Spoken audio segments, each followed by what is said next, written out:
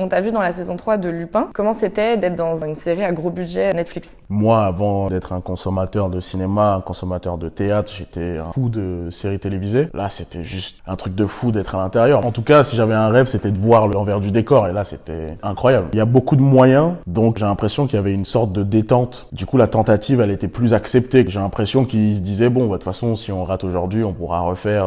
Tu sais, le mode de filmage des séries, il y a un réalisateur, c'est souvent divisé en blocs. Donc évidemment, il y a parfois un showrunner et tout ça, mais il n'y a pas forcément quelqu'un sur le plateau qui porte toute la série et qui est là depuis la genèse, tu vois. On exécute une vision globale, mais en même temps, la personne qui est là, elle est là pour tenter. Elle prend plus de risques parce qu'elle se dit pas, putain, si je rate, nanana. Non, c'est un objet qu'on me donne et j'essaye de faire les choses. Et toi-même, en tant qu'acteur, enfin, personne n'est en mode, ton rôle il doit être comme ça ou nanana. T'es en mode, bah, là, on m'a confié un personnage, je vais tenter des choses. T'es beaucoup plus libre, en fait. C'était archi cool. C'est un rôle que j'avais jamais l'occasion de jouer. On me donne toujours des rôles de mecs un peu sympathiques, tout